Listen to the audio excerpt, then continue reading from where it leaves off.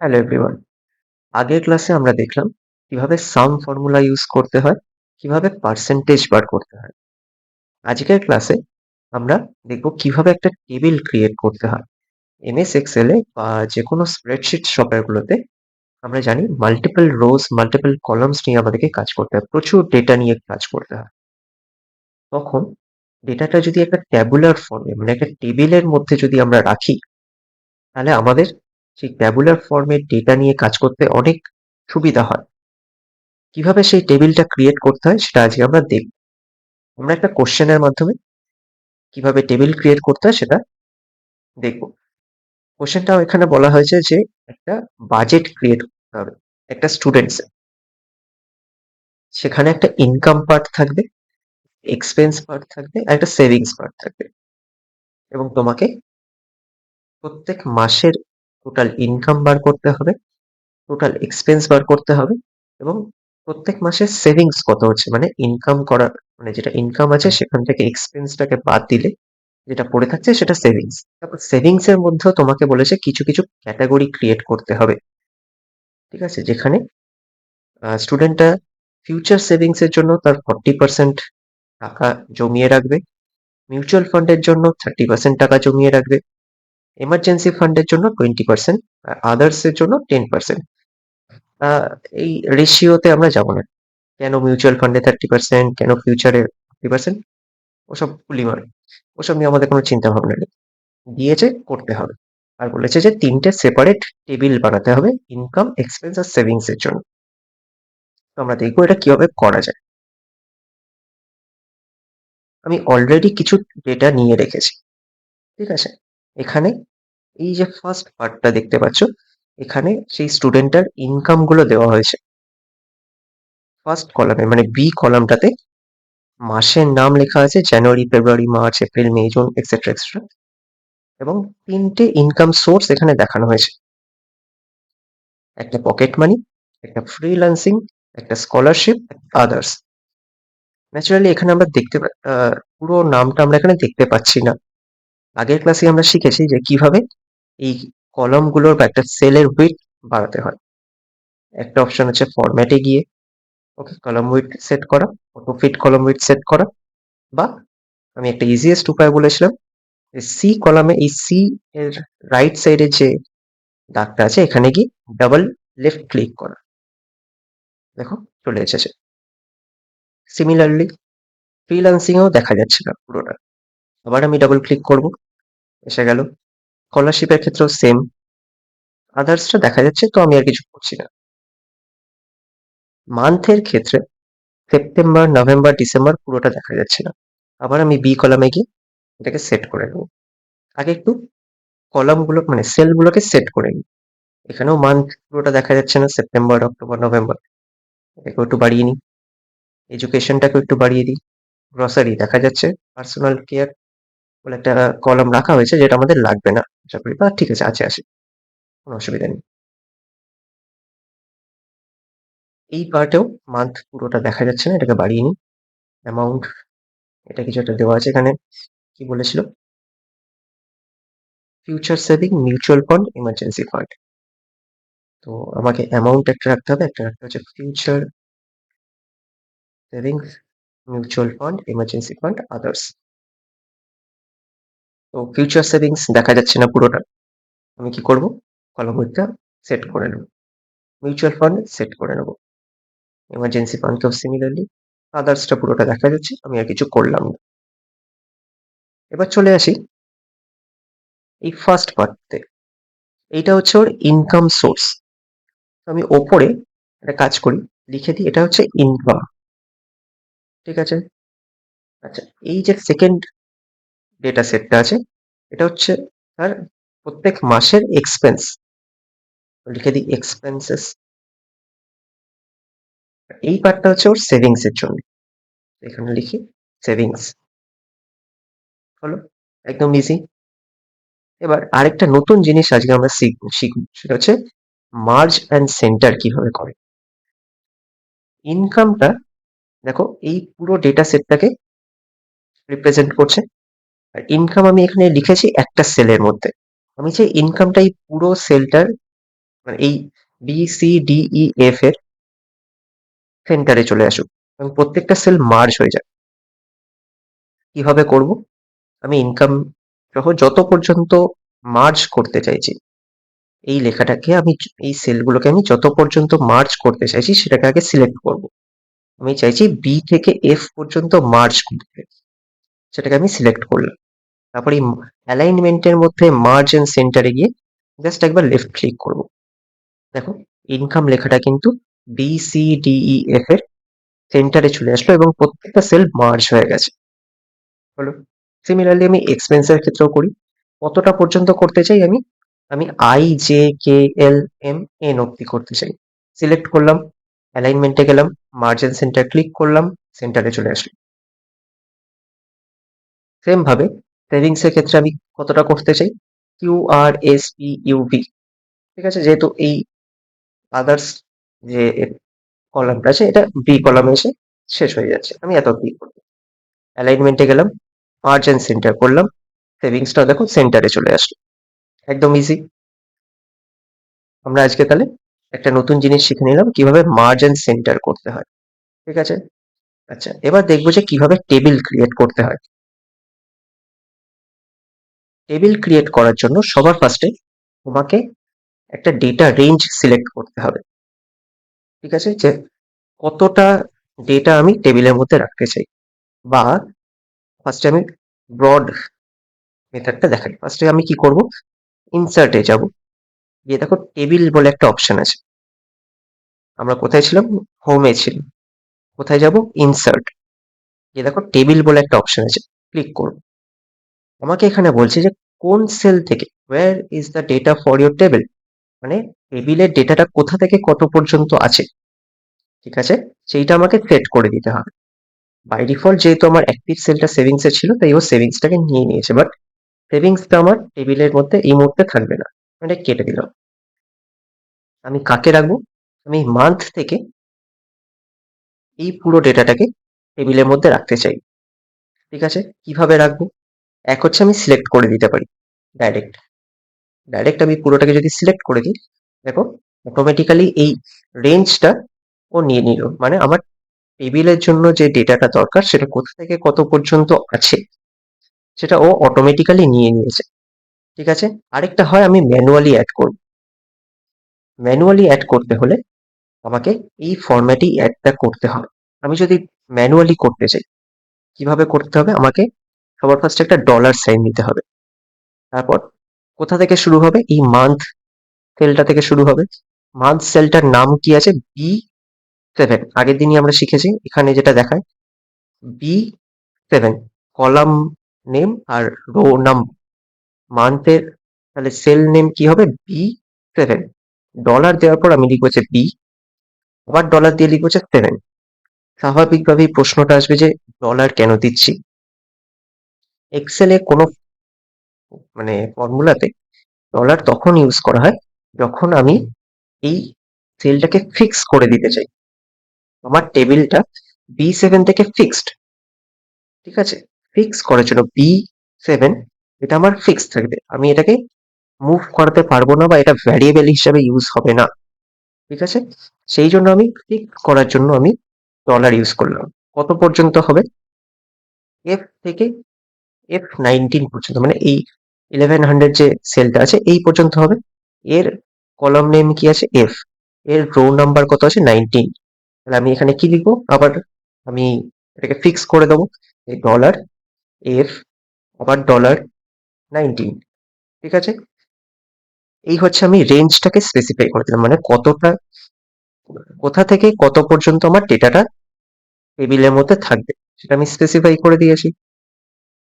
এবার আমাকে একটা অপশন চেক করতে হবে যে মাই টেবিল হ্যাজ হেডার্স।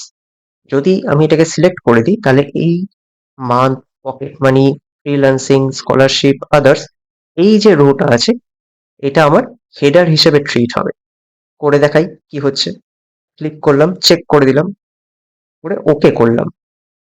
দেখো আমার একটা টেবিল ক্রিয়েট হয়ে গেছে, আর এখানে month, pocket money, freelancing, scholarship, others এটা হেডিং হয়ে গেছে। কিভাবে বুঝতে পারছি? দেখো হেডিং এর যে সেল কালারটা আছে ওটা বাকি সেলের কালার গুলোর থেকে একটু বেশি ডিপ এবং লেখাগুলো বোল্ড করা আছে, অর্থাৎ এটা একটা এই টেবিলের হেডিং হলো। তাহলে বোঝা গেল কিভাবে টেবিল ক্রিয়েট করা হচ্ছে। আমি আবার দেখাই কি করব। ইনসার্টে যাব, টেবিলে সিলেক্ট করব। এবার আমাকে এখানে টেবিলের রেঞ্জটা বলতে হবে, কোথা থেকে কত পর্যন্ত আমি ডেটাটাকে টেবিলের মধ্যে রাখতে চাই। এবার সাপোজ আমি এক্সপেন্সেস যে ডেটাটা আছে, ডেটা সেটটা আছে, সেটাকে আমি টেবিলের মধ্যে রাখতে চাই। কোথা থেকে শুরু হবে? এই মান্থ থেকে এই 900 পর্যন্ত। মান্থ কলাম নেম কি আছে? I7 থেকে 900 কি হবে? N19। আমরা কি শিখেছি? যে আমাদেরকে এই সেলগুলোকে ফিক্স করে দিতে হবে। তাহলে মান্থের জন্য কি হবে? রো নাম্বার কত হবে? 7। আমি ডলার সাইন ইউজ করছি, কিন্তু ডলার সাইনটা কোথায় আছে? শিফট 4। ঠিক আছে, শিফট 4 টিপলে ডলার সাইনটা চলে আসবে। এবার কোলন দেবো, মানে এই I7 থেকে স্টার্ট করে শেষ কোথায় হবে? এই 900 সেলটাতে। এটা কোথায় আছে? N19। আমি আবার এন কেও ফিক্স করব, 19 কেও ফিক্স করব। এই $19 হলো। এবার আমি চাই যে month, rent, education, grocery, personal care, others, এইটা আমার হেডিং হোক এই টেবিলটার। তাহলে অলরেডি আমার টেবিলের হেডার আছে, আমি এই অপশনটাকে চেক করে দেবো। মাই টেবিল হ্যাজ হেডার্স করে ওকে করবো। টেবিল ক্রিয়েট হয়ে গেছে। বোঝা গেল? এবার এটাকে একটু অ্যাডজাস্ট করে নিই।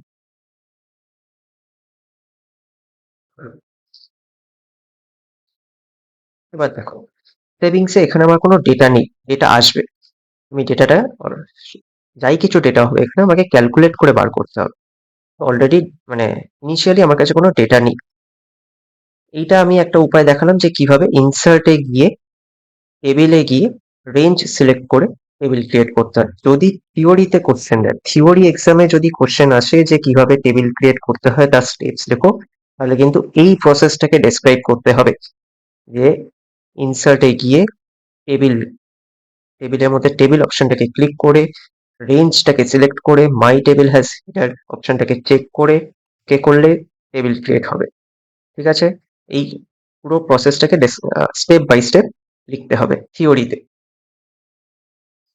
এবার আমাদের সুবিধার জন্য ফার্স্ট কাজ করার জন্য আমরা কি করি? ইজিয়েস্ট উপায় কি করব? সিম্পলি ড্র্যাগ করব, সিলেক্ট করব আর কি, কোথা থেকে কত পর্যন্ত আমি টেবিলের মধ্যে রাখতে চাইছি। আমি কি করছি? আমি এই পুরো এরিয়াটাকে টেবিলের মধ্যে রাখতে চাইছি। যেহেতু এখানে আমার ডিসেম্বর পর্যন্ত ডেটা আসবে, এখানে আদার্স পর্যন্ত ডেটা আসবে, তাই এই পুরো এরিয়াটা আমার টেবিলের মধ্যে আসবে। সিলেক্ট করলাম, করে কি করব? কন্ট্রোল টি কি প্রেস করলাম? Control T for table. Control press করলাম, তারপর দেখো এই সেম ডায়ালগ বক্সটা আমার কাছে খুলে গেল। আমি আবার মাই টেবিল হ্যাজ হেডার্স সিলেক্ট করব। কেন? না, আমার এখানে মান্থ, অ্যামাউন্ট, ফিউচার সেভিং এগুলো আমার হেডিং, আমার অলরেডি টেবিলে হেডার আছে। আমি এটাকে সিলেক্ট করে দেবো, করে ওকে করব। দেখো এখানেও কিন্তু টেবিল ক্রিয়েট হয়ে গেল। এটা হচ্ছে আমাদের কাছে একটা ইজিয়েস্ট উপায়, কন্ট্রোল টিপে টি।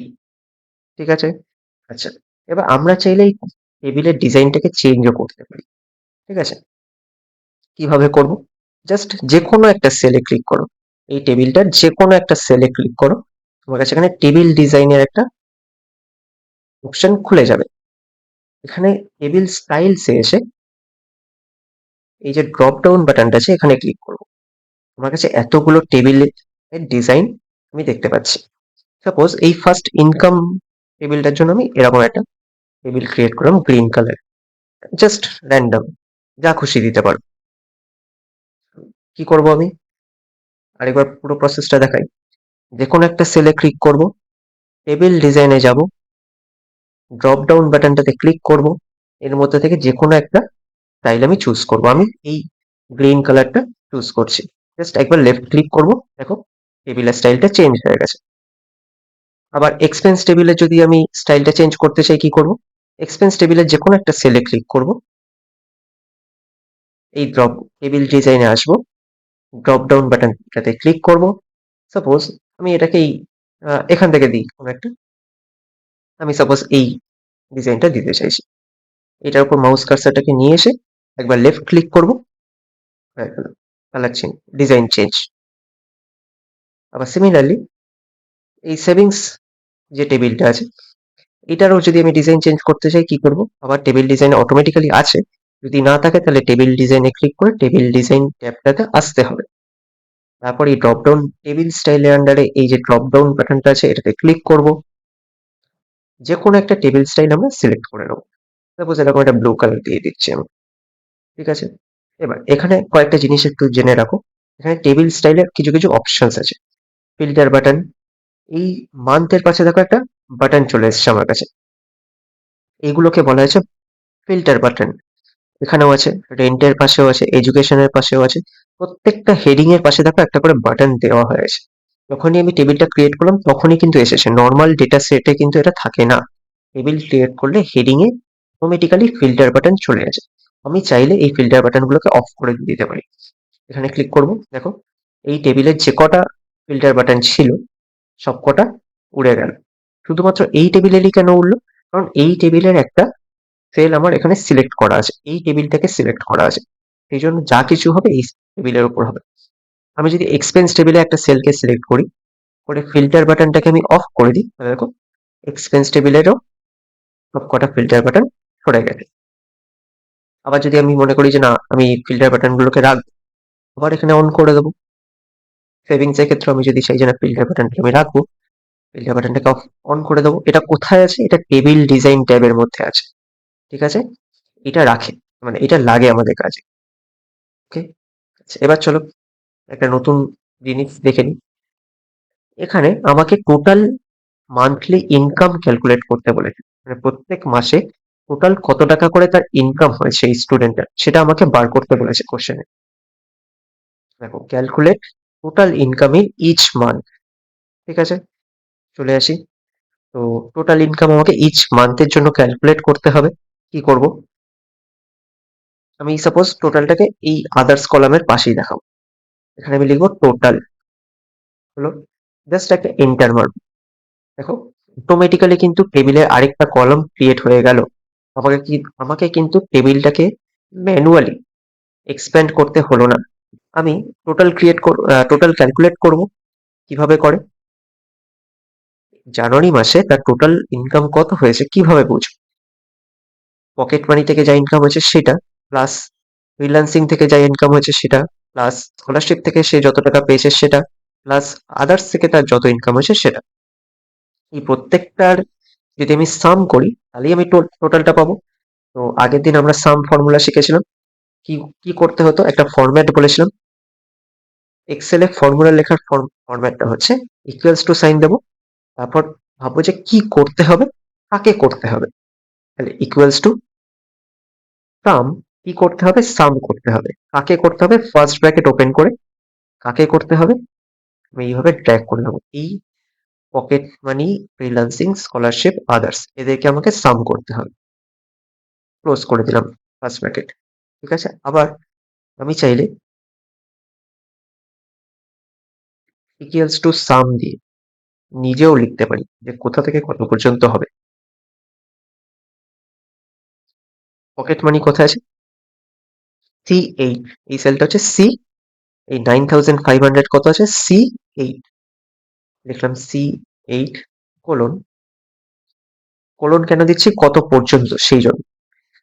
কত পর্যন্ত? F8, এরকম। আদার্স এর 900, F কলাম 8 রো, তাহলে কি লিখবো? F8, ওকে, ফার্স্ট ব্র্যাকেট ক্লোজ, এন্টার টিপে দেবো। দেখো অটোমেটিক্যালি প্রত্যেকটা মাসের টোটাল কিন্তু ক্যালকুলেট হয়ে গেছে। আমাকে কিন্তু বারবার সাম ফর্মুলা লিখতেও হয়নি, সাম ফর্মুলা একবার লিখে কপি পেস্টও করতে হয়নি। টেবিলের যেহেতু এটা একটা কলাম, সেই জন্য এই ফিচারটা আমাদের কাছে অটোমেটিক্যালি চলে আসে যে আমি একবার ফর্মুলাটা লিখবো, ওই সেম ফর্মুলা প্রত্যেকটা রো এর ক্ষেত্রে অ্যাপ্লিকেবল হয়ে যাবে, ঠিক আছে। আবার সিমিলারলি এক্সপেন্স টেবিলে দেখি আমাকে এক্সপেন্সেসও ক্যালকুলেট করতে বলেছে। Total expenses in each month, এটা ক্যালকুলেট করতে বলেছে। তো আসি, আবার এখানে টোটাল করবো। টোটাল, দেখো নতুন একটা কলাম ক্রিয়েট হয়ে গেল। কিভাবে বার করব টোটাল? এই প্রত্যেকটার সাম বার করলেই আমি টোটাল এক্সপেন্স অফ জানুয়ারি পেয়ে যাব। তাহলে কি করব? Equals to some. আচ্ছা, কোথা থেকে কত পর্যন্ত হবে? যে 8 থেকে, কারণ যে কলাম 8 রো, ঠিক আছে? যে 8 থেকে কি করব? কোলন দেব।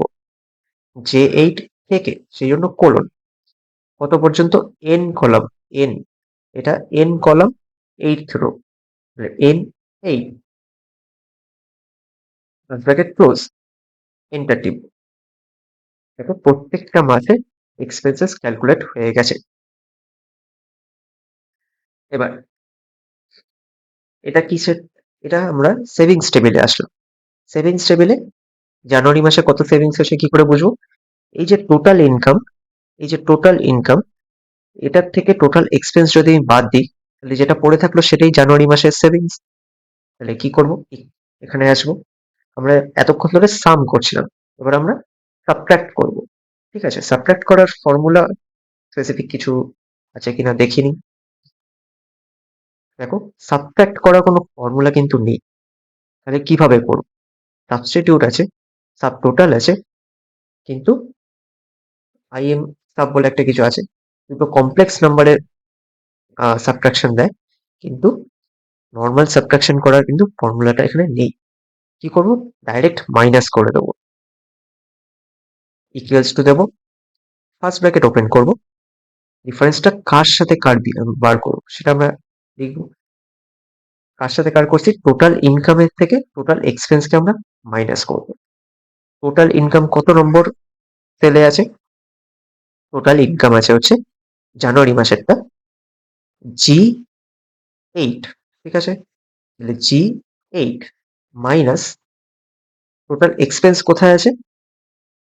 টোটাল এক্সপেন্স আছে হচ্ছে এই সেলটাতে, ও 8, লিখে দেবো ও 8, হলো। এন্টার টিপব। দেখো প্রত্যেকটা মাসে সেভিংস আমার চলে এসেছে। কিভাবে হলো আরেকবার দেখি। ইকুয়ালস টু সাইন দিলাম, ফার্স্ট ব্র্যাকেট ওপেন করলাম, টোটাল ইনকাম থেকে টোটাল এক্সপেন্স বাদ দেবো। টোটাল ইনকাম কোথায় আছে? জি 8 সেলে, জি 8 লিখলাম, মাইনাস সাইন দিলাম।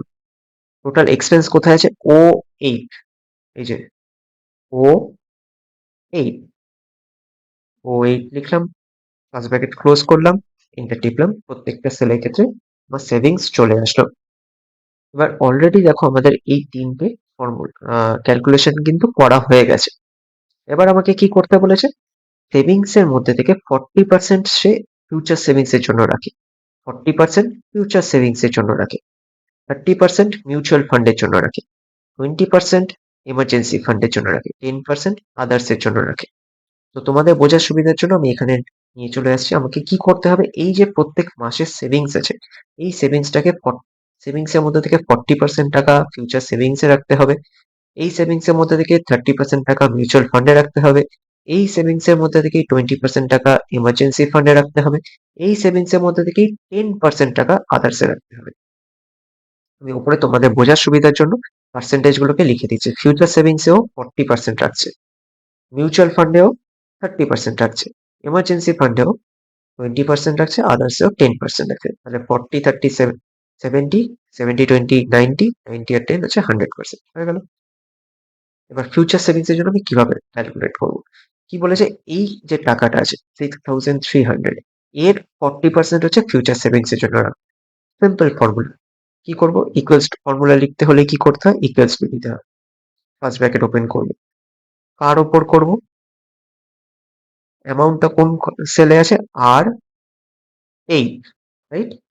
লিখো আর 8 ইন্টু কতটা রাখতে হবে? 40%। First bracket close. দেখো প্রত্যেকটা মাসের 50% টাকা ফিউচার সেভিংস এর জন্য অ্যালট করা হয়ে গেছে। মিউচুয়াল ফান্ডে কত টাকা রাখতে বলেছে? 30%। তাহলে সেম ফর্মুলা ইউজ করব, ইকুয়ালস টু কোন টাকাটা 30%? না এই 6300 এর আর 8, দেখো আর 8 ইন্টু 30%। ঠিক যেভাবে আগেরটা বার করলাম এইভাবে সেম ফর্মুলাতেই শুধুমাত্র 40 জায়গায় 30 হবে, করে এন্টার। দেখো 30% টাকা অ্যালট হয়ে গেছে। এমার্জেন্সি ফান্ডে 20% টাকা রাখতে বলা হয়েছে, equals to first bracket open, আবার R8 into 20%, first bracket close, enter. 20% টাকা অ্যালট হয়ে গেছে। আদার্স এর জন্য আবার equals to first bracket open, R8 into 10%, first bracket close, enter. হলো। এবার ঠিকঠাক টাকা অ্যালোকেট হলো কিনা সেটা আমরা সাম ফর্মুলা দিয়ে দেখে নিতে পারি। যদি তোমরা চাও তাহলে দেখে নিতে পারো। চলো দেখি যে এই এখানে একটা আমরা টোটাল কলাম অ্যাড করে দিচ্ছি। টোটাল, ঠিক আছে। এই টোটাল কলামের এই future savings plus mutual fund plus emergency fund plus others, এই চারটেকে অ্যাড করলে, এই যে চারটে আছে এই চারটেকে অ্যাড করলে আমার এই 6300 আসার কথা। চলো দেখি আসছে কিনা। অ্যাড করব, তাহলে কি করব, ইকুয়ালস টু সাম করব, তাকে করব S8 থেকে ফিউচার সেভিংস থেকে আদার্স পর্যন্ত। ফিউচার সেভিংস থেকে আদার্স পর্যন্ত কলামের রেঞ্জ কি হবে, S8 থেকে V8, তাহলে S8 colon V8, bracket close. দেখো অ্যামাউন্ট 6300, 6300, 4950, 4950, 4350, 4350। এই কলামটা আর এই কলামটা দেখো সেম, তার মানে আমরা যে ক্যালকুলেশনটা করেছি সেটা ঠিকঠাক এসেছে। এটা আমার রাখার দরকার নেই। কি করব, জাস্ট সিলেক্ট করব, ডিলিট করে দেবো। দেখো এরকম হয়ে গেল। এবার ক্লিয়ার অল করে দেখি হচ্ছে না। ডিলিট করার পর এখানে দেখো একটা নীল রঙের ছোট্ট একটা বাটন আছে, এখানে গেলেই কার্সারটা চেঞ্জ হয়ে যাচ্ছে। ঠিক আছে, এটাকে জাস্ট সরিয়ে নিয়ে এদিকে নিয়ে চলে আসবো। উড়ে গেছে, যেটা উড়ানোর ছিল উড়ে গেছে। হলো। তাহলে এই লেখাগুলোকে আমি ডিলিট করে দিই আর একটু ফরম্যাটিং করে দিই। ফরম্যাটিংটা তোমরা অলরেডি শিখেছো। সাপোজ এই ইনকাম এক্সপেন্স আর এই যে সেভিংস লেখাটা আছে এগুলোকে আমি একটু কালার দিতে চাই। আমার favourite colour navy blue with white, text bold করে দাও। ফন্ট সাইজটা একটু যদি চেঞ্জ করতে চাই, এখানে যাব, গিয়ে সাপোজ টাইমস নিউ রোমান করে দিই, হয়ে গেল। আর কি করা যায়, আর হচ্ছে এই যে ডেটাগুলো আছে এগুলোকে আমি চাই সেন্টারে আসুক। ঠিক আছে, সেন্টার করো।